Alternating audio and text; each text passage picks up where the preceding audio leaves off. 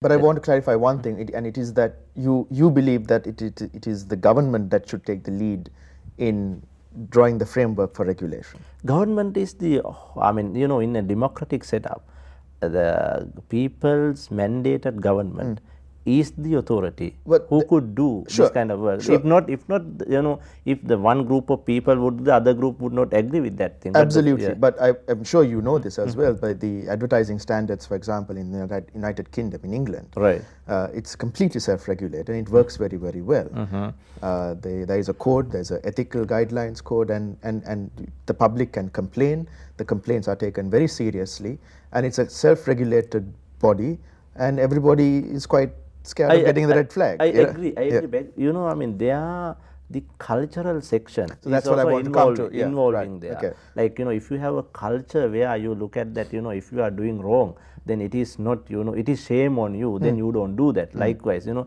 is a culturally related, Are you saying indirectly that Sri Lanka has a shameless political culture then? No, not political culture. What I'm saying is whole culture. I mean, people's engagement, democratic engagement, culturally, like if you don't want, now say in United Kingdom, they don't have, constitution as such, like they are governing their systems, meaning that they have some culturally related, I mean, working pattern on this thing. Then you don't want to, I mean, have that problems. But here, the country like in Sri Lanka, you need to have framework, you need to have structures, you need to have some regulation to organize society, a system, or even businesses. That is the problem that we are doing. I want to switch topics a bit. You are with Peradeniya, the university culture is perhaps well known to you.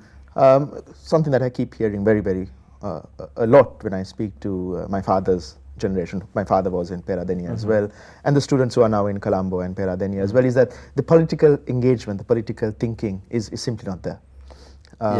Students are apathetic in Colombo, partly because half of the university, I think, is a high security zone after 6 o'clock. So there's really no space for student life, and that's qualitatively changed. So I keep hearing this, that the university life is very different to what it was a generation or two ago. Right, but I mean, it is not because of this high security zone argument.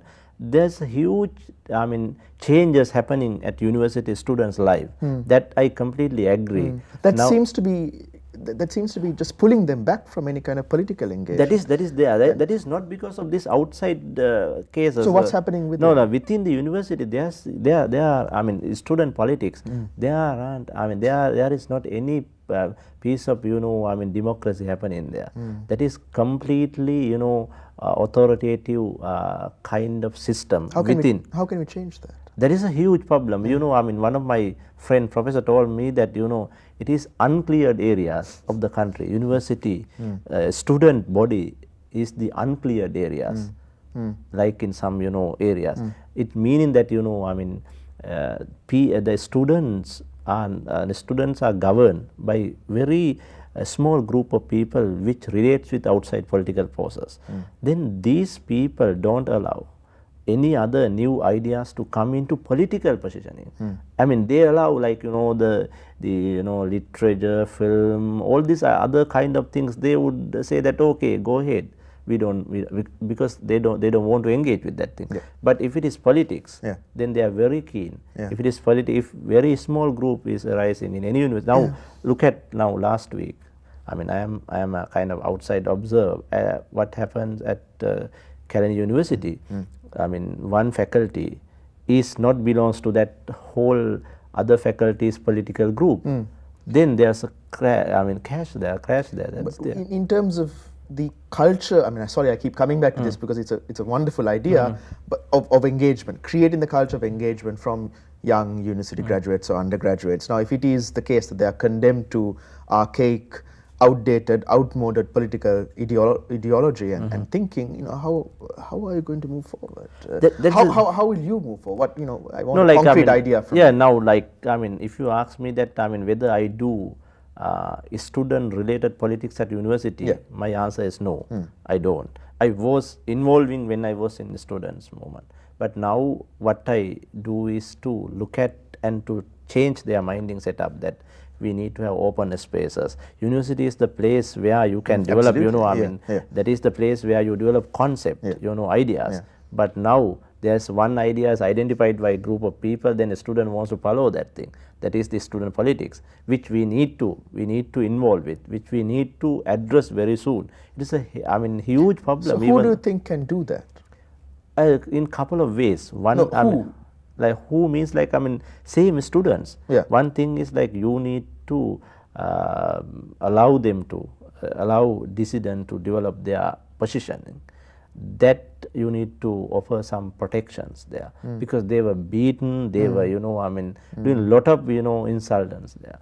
Then you need, I mean, we need to develop that thing. Then the university staff should also be given some, you know, authority to, you know, engage with these kind of things. Then, and the other thing is like when these political forces, you know, demolishing in the outside of the university, that would also be effect. Now I heard that, you know, in some parts of the university that political forces are not working in that way, but no politics at all at the university at the moment. That is also huge problem. If I were to ask you in one sentence, it's a difficult thing, but I usually sometimes do this to people. If in one sentence you could give me an answer to how you would inspire that change that you desire, the culture of engagement, how you would do it? One sentence. The university or at the... In Sri Lanka. I think engaging from our positioning, with our positioning to public sphere, that is the only way.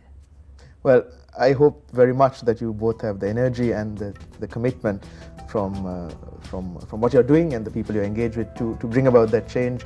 Thank you very much for joining us. Yeah, thank you for getting me and having me here. And I mean, this is a part of my engagement. Thank you. Thank you.